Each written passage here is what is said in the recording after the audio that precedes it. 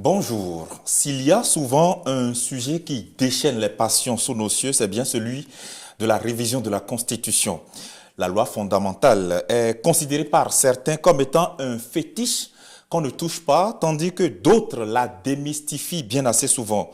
Si la Constitution béninoise a été révisée au Bénin en 2019, plusieurs acteurs politiques, voire même analystes politiques, n'ont pas manqué de porter des jugements assez sévères vis-à-vis de cet exercice. Peut-on réviser la Constitution en République du Bénin? Et si oui, quelles sont les modalités pour le faire? On en parle dans cette émission avec comme invité Orden Aladati. Bonjour. Bonjour, cher ami. Bonjour, téléspectateurs. Voilà, merci d'avoir répondu présent à notre invitation. C'est un plaisir. Vous êtes député à l'Assemblée nationale, président de la Commission des lois, de l'administration et des droits de l'homme. Vous l'avez été pour le compte de la 8e législature, vous l'êtes pour le compte de la 9e législature. Et parlant de cette commission, vous la connaissez très bien, puisque même déjà à la 7e, vous étiez rapporteur de cette commission. Merci infiniment de votre disponibilité. C'est un plaisir, cher ami. Alors, on va parler donc de la procédure qui permet de réviser la Constitution au Bénin. Et d'entrée, j'ai envie de vous demander, lorsque nous considérons l'arsenal législatif en République du Bénin, qu'est-ce que la Constitution représente concrètement? C'est la loi des lois. Vous avez dit République du Bénin,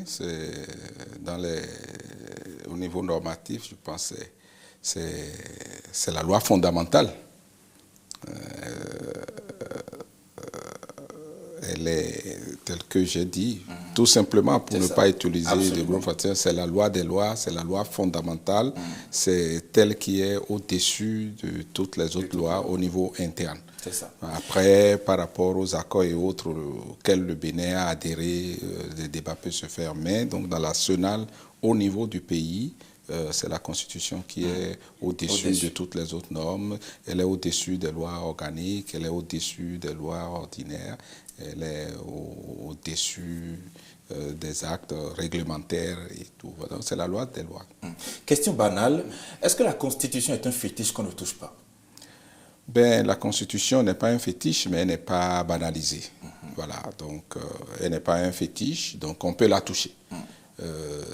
La Constitution elle-même a prévu les mécanismes par lesquels on peut la toucher.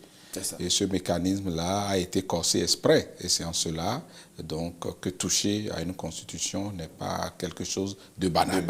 Donc, ce n'est pas un fétiche, on peut la toucher, mais on ne peut pas la toucher n'importe comment. Et parlant justement des modalités par lesquelles on peut toucher à la Constitution, qu'est-ce que nous pouvons retenir aujourd'hui? Puisque c'est une question fondamentale, c'est même là le plat de résistance de cette émission. Quelle procédure suit-on pour pouvoir toucher à notre Constitution? Bon, déjà, il faut dire que quand on interroge la Constitution, je vous ai dit que la Constitution a prévu les mécanismes par lesquels on peut la retoucher elle-même. Et le siège donc, de ces mécanismes se trouve donc, dans les articles 154 à 156 de la Constitution elle-même. L'article 154 nous définit un peu celui qui a l'initiative de la révision de la Constitution. On dit que la révision de la Constitution peut provenir donc du gouvernement, de l'exécutif. Donc dans ce cas, c'est un projet de révision de la Constitution et ça peut provenir donc de l'initiative d'un député, d'un groupe de députés. Donc cette origine parlementaire, on dira que c'est une proposition de révision constitutionnelle. Donc en fait, la Constitution c'est une loi. Avant d'être la loi des lois, elle est d'abord une loi, mais elle est la loi des lois.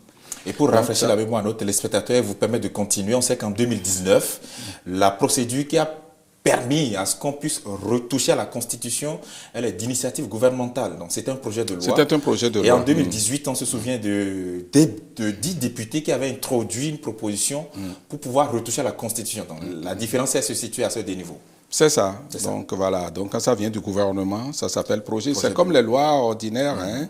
Quand il y a une loi même ordinaire qui vient du gouvernement, on dira que c'est un projet et que ça vient d'un député ou d'un groupe de députés, on dira que c'est une proposition de loi. Donc je vous ai parlé donc de l'article 154 qui dit celui qui a l'initiative de la révision. Et puis l'article 155, et c'est en cela que on ne peut pas toucher à la Constitution n'importe comment. Si pour les lois ordinaires, la majorité donc, des députés suffit pour les adopter pour la révision de la Constitution. Il y a un mécanisme à deux niveaux, à deux dimensions. La première dimension, c'est qu'il faut déjà voir la recevabilité de la proposition ou du projet de révision constitutionnelle lui-même. Donc, il y a un projet qui est déposé, qui vient du gouvernement. Il y a une proposition qui vient d'un député, d'un groupe de députés. La première chose qu'on se demande, est-ce que cette proposition peut être étudiée? Est-ce qu'on peut entamer l'étude et la faire aboutir ou non? Et pour le faire, la Constitution elle-même a dit qu'on ne peut pas entamer une révision quand donc l'intégrité du territoire national est entamée.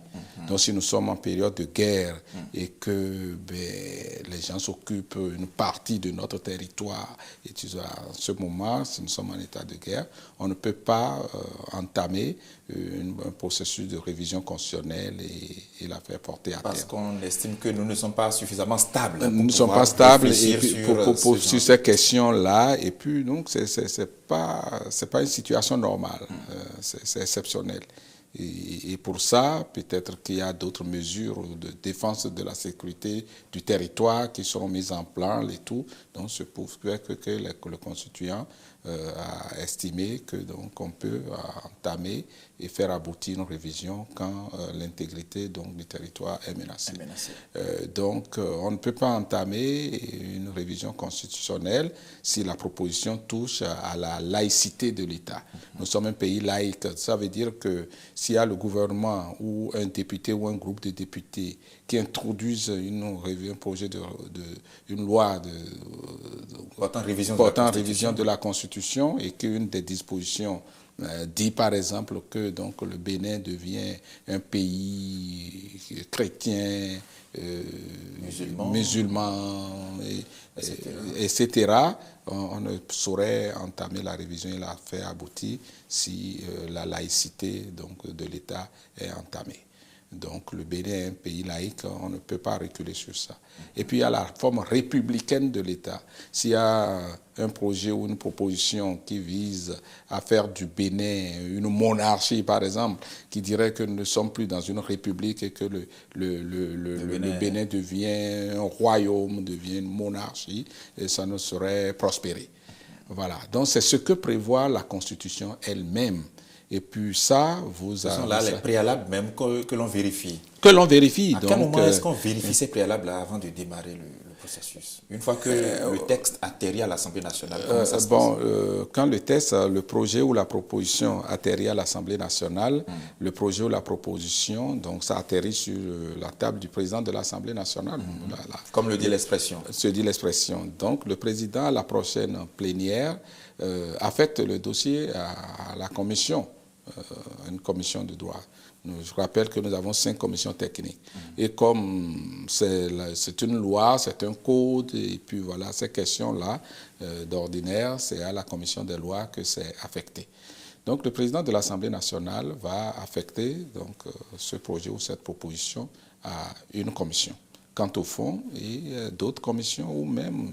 La seule commission, quant au fond, une commission ou deux pour avis, ou même toutes les autres commissions pour avis. Donc, voilà. Est-ce que, par exemple, le président de l'Assemblée, vu que la commission centrale, c'est moi qui estime cela, de toutes les commissions techniques permanentes, c'est, me semble-t-il, la commission des lois. Oh bon, les collègues ne seront pas d'accord avec vous. Non, voilà, il y a 5 commissions.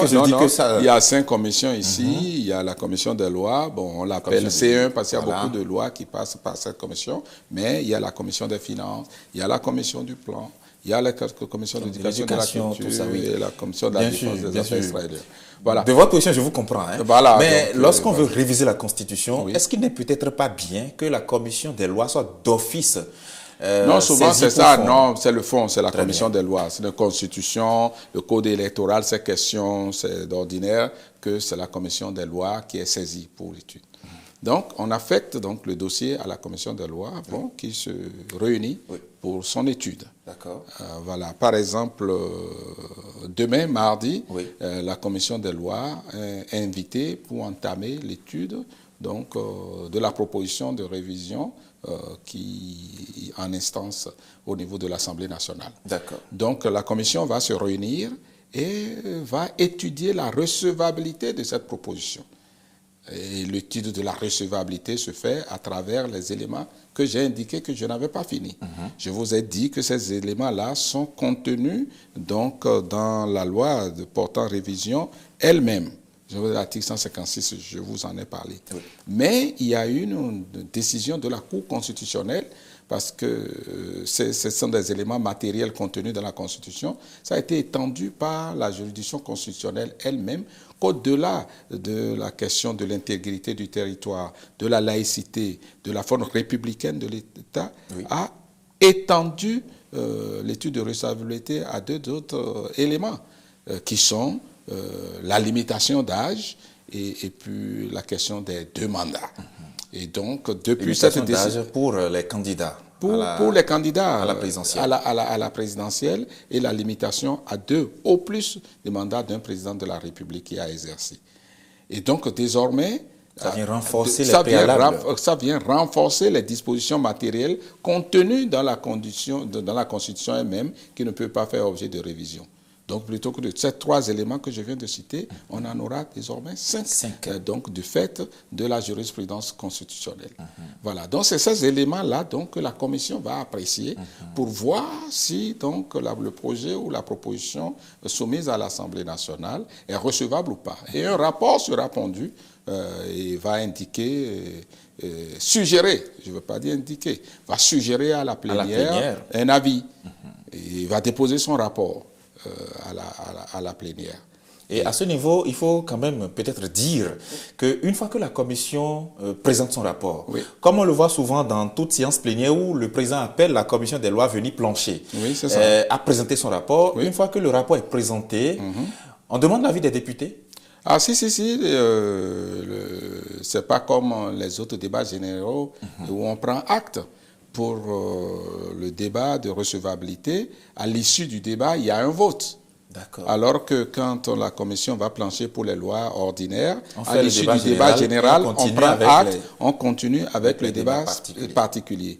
Dans le cadre de la révision de la Constitution, on ne saurait passer au débat spécifique sur le contenu lui-même si on ne tranche pas le débat de la recevabilité.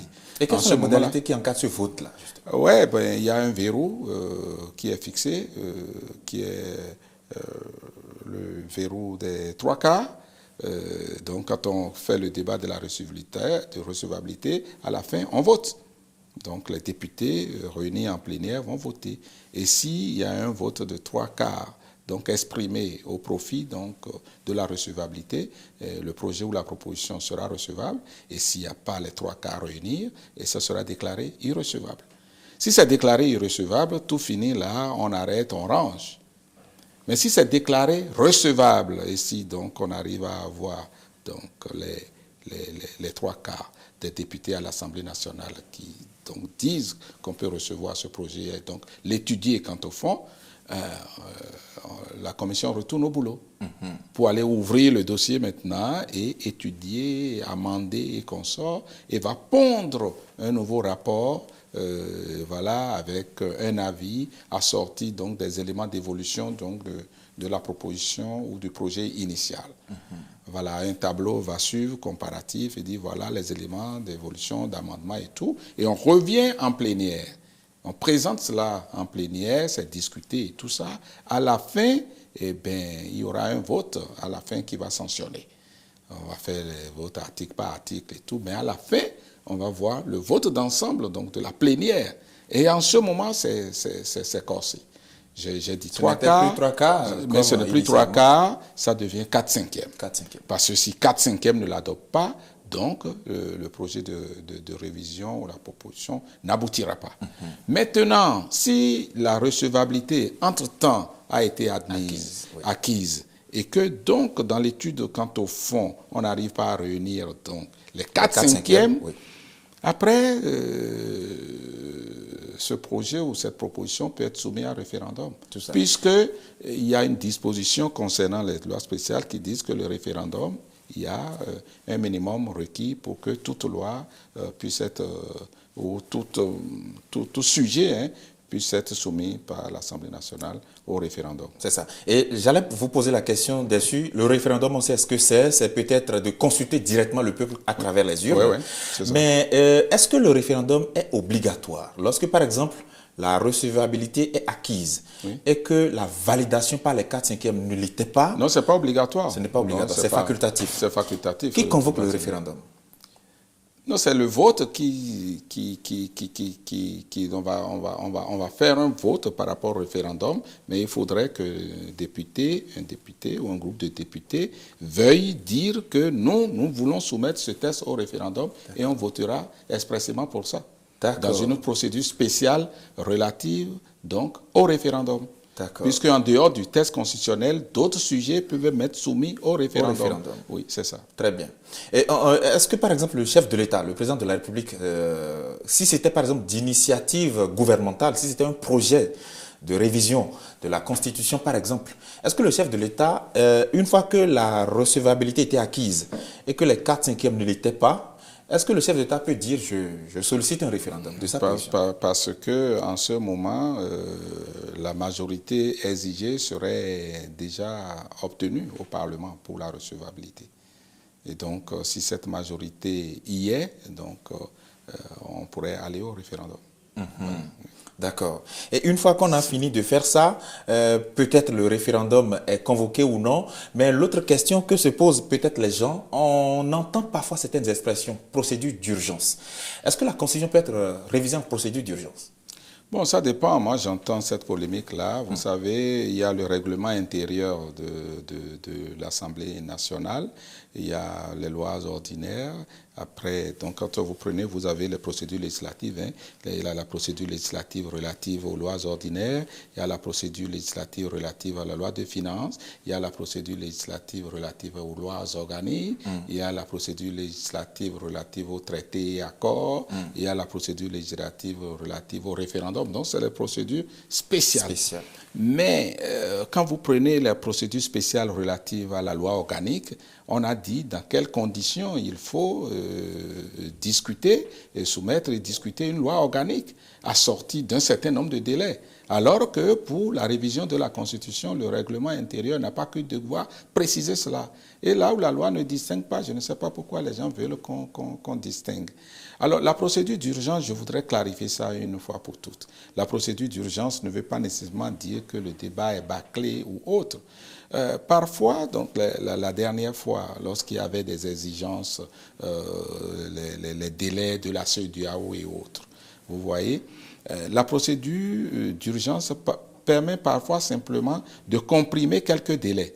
C'est-à-dire qu'en période normale, si nous allons entamer l'étude d'un texte, la commission, le président va convoquer la commission.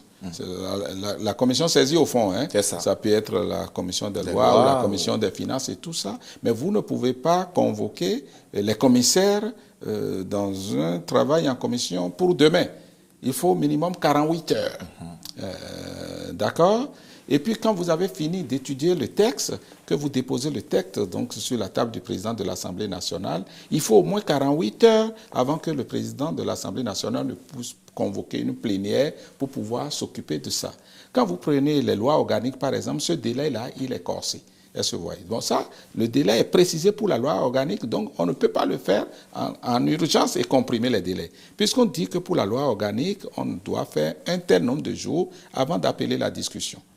Voilà. Donc, pour les lois ordinaires, on vous dit 48 heures. Mais s'il y a des contraintes qui font que ça devient un peu difficile pour vous d'observer, vous faites une procédure d'urgence, ce qui fait que, pas que la discussion sera bâclée, mais vous jouez sur les 2 jours, sur la durée. Les 2 jours dont a besoin la commission pour se réunir, vous ne serez plus obligé de faire les 2 jours. Quand vous déposez votre rapport, les 2 jours qui sont imposés au président pour convoquer une plénière, ces 2 jours-là, ça saute. Et c'est parfois pour ces raisons-là que l'on vote quelque chose en urgence. Donc s'il n'y a pas une contrainte donc, au bout du rouleau, pourquoi ça... La fois dernière, on a oublié... Qui prévalent mais on comprend les polémiques, mais les de... polémiques aussi doivent tenir compte des contextes. D'accord? Si on doit... Que puisque la Constitution est la loi des lois, oui, pourquoi aller en procédure d'urgence pour la relire? Non, non, ce qui est normal, au fait, les débats ne se font pas en procédure d'urgence. Ce que les gens s'oublient, c'est ça. Mais quand on prend le cas du Bénin, quand je prends la révision constitutionnelle induite par le président de la République au début, déjà dans sa campagne pour l'élection, pour son élection, il avait déjà dit que lui, il allait réviser la Constitution. Et sur quel point il allait réviser la Constitution, il a fait. Des experts ont été même réunis, ont pondu des choses là-dessus. Donc la discussion n'est pas en urgence, c'est des sujets connus. Regardez la proposition de loi qui est déposée par l'honorable Hassan. Mais la discussion, elle est faite là. Sur tous les réseaux sociaux, dans tous les médias, depuis que c'est déposé là, on ne fait que discuter autour de ça. Bon, maintenant, lorsqu'il faut trancher... Les réseaux sociaux ne sont pas l'hémicycle. Non, ce n'est pas l'hémicycle, mais ce débat, il est fait. Après, quand les députés veulent se réunir là-dessus, ils ne sont pas en dehors de la cité. Ils ont les opinions, ils ont.